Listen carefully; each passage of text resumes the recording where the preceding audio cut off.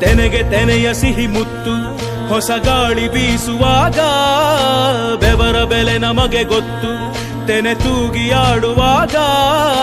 ರೈತ ನಮ್ಮ ತಾಯಿಯಂತೆ